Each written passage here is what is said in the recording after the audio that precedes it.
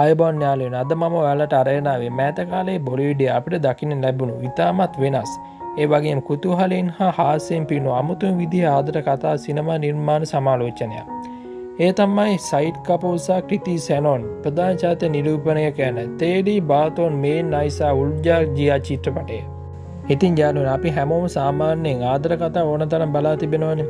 හැබැයි මිනිස්සෙක් සහ රොබෝ කෙනෙක් අතර ඇති වුණ ආදර කතාවක් ඔයාලා මීට කලින් බොලිවුඩ් සිනමාවක බලලා තිබෙනවද? අන්නේ සයන්ටිෆික් සහ රෝම් කොම් දෙක එකතු කරලා හදපු පවුලේ සැමට එකට ඉඳ බඩ පැලෙන් hina වෙන්න පුළුවන් ලස්සන කතාවක් තමයි මේක. ඉතින් මුලින් අපි මේ චිත්‍රපටයේ සරල කතා තේමාව ගැන බලමු. මෙම් කතාවේ ප්‍රධාන චරිතය තමයි ආර්යන්. මේ චරිතය රඟපාන අපි කවුරුත් ආදරය කරන සයිඩ් කපූර්.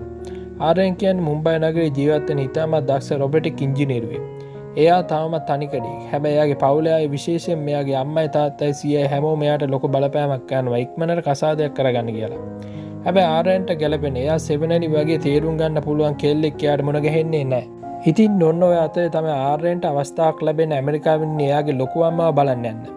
මේ ලොකු අම්මාගේ චරිතය කරන්නේ ප්‍රවීණ රංගන ශිල්පිනී ඩිම්පල් කපාඩියා. ඇය ඇමරිකාවේ ලොකු රොබොටික් සමාගම හිමිකාරණියක්.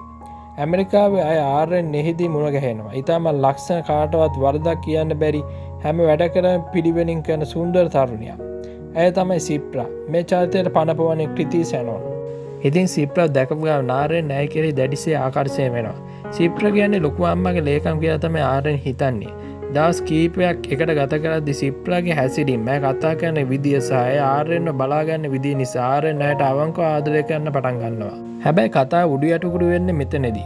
එක දවසක් ආර්යන් දැනගන්නවා සිප්‍රා කියන්නේ සාමාන්‍ය මිනිහෙක් නෙවෙයි. ඇත්තටම ඊටම දියුණු මට්ටමක පවතින කෘත්‍රිම බුද්ධිය සහිත රොබෝ කෙනෙක් කියලා. ඉතින් මේ සිප්‍රා කියන එකේ තේරුම තමයි super intelligent female robot automation. ඉතින් මේ සිප්‍රා රොබෝ කෙනෙක් කියලා දැනගත්තට පස්සේ ආර්යන් මුලින්ම ගොඩක් කල්පනා කරනවා. හැබැයි එයාට සිප්‍රා අමතක කරන්න බෑ. මොකද එයා ඒ වෙනකොටත් අයට සම්පූර්ණයෙන්ම ආදරෙන් බැඳිලා ඉවරයි. ඉතින් ආර්යන් තීරණය කරන කොහොම හරි සිප්‍රා තමන්ගේ බිරිඳ කරගන්න. හැබැයි මේක ඉන්දියාවේ සාම්ප්‍රදායික පාවුලකට කියන්නේ කොහොමද? ඉතින් ආර්යන් කරන්නේ ලොකු අම්මගේ රහසින් සිප්‍රාව ඉන්දියාවට අරගෙන එන එක. ඉන්දියාවට අරගෙන ඇවිත් තමන්ගේ පවුලයට හඳුන්වලා දෙන්නේ තමන් ඇමරිකාවේදී හොයාගත්ත ආදරවන්තිය විදියට. ආර්යන්ගේ පවුලේ අය කියන්නේ ඉතාමත් සාම්ප්‍රදායික ගෝසාකාරී හැඟීම්බර ඉන්දියානු පවුලක්. ඉතින් මේ පවුල මැද්ද රොබෝ කෙනෙක් ආවම මොන වගේ දේවල් වෙයිද?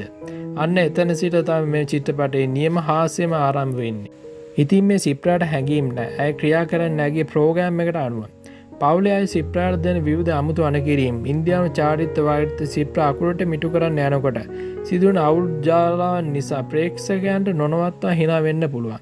විශේෂයෙන් සිප්‍රා මත්පැන් පානය කරන දර්ශන නිසා පවුලේ අය එක්ක එකතු වෙලා කරන නැටුම් ගැයුම් විදර්ශන ඉතාමත් විනෝදජනකයි. ඉතින් මේ චිත්‍රපටයෙන් දෙන ගැඹුරු පණිවිඩය මොකද්ද? යාළුවනේ මේක උඩින් බලද්දී hina වෙන්න පුළුවන් සාමාන්‍ය කොමඩි ෆිල්ම් එකක් වගේ පෙනුණා. මේක ඇතුලේ වර්තමානයේ ලෝකයට ගැලපෙන ලොකු පණිවිඩයක් සහ අනුතර ඇඟීමක් තියෙනවා. අද වෙනකොට ලෝකයේ කෘත්‍රිම බුද්ධිය ඉතාමත් වේගයෙන් දියුණු වෙනවා. මිනිස්සු තමන්ගේ තනිකම මකා ගන්න AI තාක්ෂණය භාවිතා කරගන්න පටන් අරන් තිබෙනවා. ඉතින් මේ චිත්‍රපටයේ දෙවන භාගයේ පෙන්නනවා තාක්ෂණ කොච්චර දියුණු වුණා. රොබෝ කෙනෙකුට කවදා මිනිස් හදවතකට තියෙන සැබෑ ආදර, දයාව, කරුණාව සහ හැඟීම් වටහා ගන්න බෑ කියන එක. ඒක පුංචි සිස්ටම් එකක්. වෛරස් එකක් නිසා මුළු පවුලම විනාශ වෙන්න පුළුවන් අනතුරක් සිදුවිය හැකි බව මේ චිත්‍රපටයේ අවසාන භාගයේදී ඉතාමත් සංවේදී සහ තික්කැසීමකින් යුතුව පෙන්නනවා. ඉතින් තාක්ෂණය අපේ පානයෙන් ගිලිහුණුත් මොන වගේ ධන විපාකද ලැබෙන්නේ කියන එක මේකෙන් අපිට වටහා දෙනවා. ඉතින් යාළුවනේ මෙම් චිත්‍රපටයේ පළමු භාගයේ ඉතාමත් වේගවත් සහ විනෝදජනකයි. දෙවන භාගයේ කතාව ටිකක් බරපතල පැත්තකට හැරෙනවා. අවසානයේ ඔයාලා බලාපොරොත්තු නොවුණු විදිහේ ට්විස්ට් එකකින් තමයි මේක ඉවර වෙන්නේ. ඒ වගේ මෙම චිත්‍රපටයේ දෙවන කොටස ඒමට නියමිත බවක් ඉංගියක් තිබෙනවා. ඔයාලා සතියන්තයේ පවුලේ හැමෝම එකතු වෙලා නැත්නම් ඔයාලා යාළුවොත් එක්ක එකතු වෙලා කිසි පීඩනයක් නැතුව සතුටින් hina වෙන්න බලන්න පුළුවන් වෙනස්ම විදිහේ බොලිවුඩ් චිත්‍රපටයක් හෙව්වා නම් මෙම චිත්‍රපටය අනිවාර්යෙන් බලන්න. ඉතින් වීඩියෝ එකට කැමති නම් ලයික් එකක් දාන්න. ඔයාලා මේ චිත්‍රපටය බලලා තිබෙනවා ඔයාලගේ අදහස පල්ලෙහෙන් කමෙන්ට් කරන්න. තවත් මෙවැනිම අපුරු සිනමා සමාලෝචනයකින් ඉක්මනින් හමු වෙමු. එතකන් ඔබට සුබ දවසක්.